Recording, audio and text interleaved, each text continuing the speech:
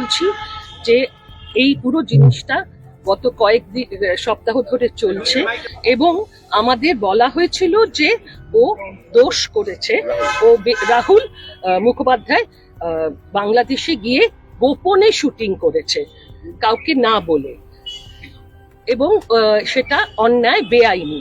পরবর্তীতে আমরা প্রেশারাইজড হই এবং এটা তখনও ওরা বলে যে ওর সঙ্গে কোঅপারেট করবে না। তখন আমরা ওকে কিছুদিনের জন্য কর্মবিরতির জন্য 3 মাস বলি, কিন্তু তারপরে আমরা দেখি যে কোনো বিষয়ই কিন্তু ও কোনো বেআইনি কাজ করেনি। তার কারণ সব পেমেন্ট এখানে হয়ে গিয়েছিল। এটা একটি বিদেশি সংস্থা এখানে এসে একটা ছবি করার কথা বলেছিল, 4 দিন শুটিং হয়েছিল এবং হয়তো ওরা বলেছিল 14 দিন বা 20 দিন হবে, কিন্তু সেটা তো সেই প্রযোজক সংস্থা বলেছে, সেটা তো পরিচালক বলেনি, এবং ওদের পোষায়নি বলে 4 দিন পরে শুটিং বন্ধ হয়ে যায়। এরপর ওরা চলে যায় এবং সমস্ত টাকা পয়সা দেওয়া হয়ে যাবার পর রাহুলকে ওরা ডাকেন বাংলাদেশে, এবং সেই বাংলাদেশে গিয়ে ও রেকি করে ওখানে ও এবং মধুরা শুটিং করে।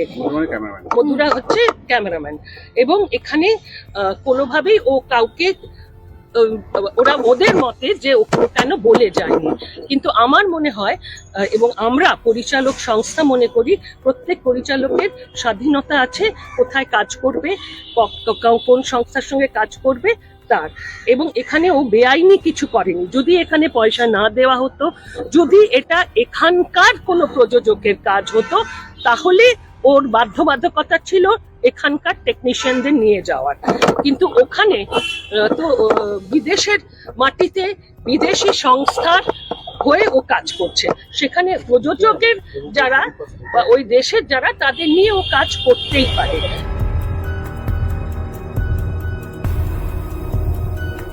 এবং আমরা তো এটা দেখেছি অন্যান্য ডিরেক্টররাও করেছে, কেউ কোনোদিন তাদের বিরুদ্ধে কোনো রকম পদক্ষেপ নেয়নি। আজ কেন রাহুলের বিরুদ্ধে এই কর্মবিরতি? দ্বিতীয়ত এই কর্মবিরতি ব্যাপারটাই কিন্তু ভুল, কারণ কর্মবিরতি কারুকে করতে পারি না, কারণ আমরা তো ওর কাজটা এনে দিচ্ছি না। একজন পরিচালক সারা বছর ধরে হয়তো একটা কাজ বা ম্যাক্সিমাম 2টো কাজ পায়, তার মধ্যে ও কাজ করে হয়তো মাস 3, অন্য সময় সে শুধু কাজ খুঁজতে থাকে। সেই 3 মাস যদি তাকে বন্ধ করে দেওয়া হয়, সেটা আমার মনে হয় ঘোর অন্যায়। সেই জন্যই আমরা এই পদক্ষেপ নিয়েছি, এবং আমরা চাইবো যে এর সুষ্ঠু সমাধান হোক, এবং আমরা ডেফিনেটলি ফেডারেশনের প্রত্যেকটি কলাকুশলীকে সম্মান করি এবং আমরা চাই যে ওরা আমাদের সঙ্গে কাজ করুক। কিন্তু আজকে যেটা আমাদের খারাপ লাগছে যে আমরা ভীষণভাবে অসম্মানিত হয়েছি, কারণ তারা কেউ আসেননি, কারণ তাদের উপরে হয়তো বারণ ছিল, হয়তো হুলিয়া জারি ছিল, তারা আসেননি, তারা কল টাইম নেয়নি। তাহলে কি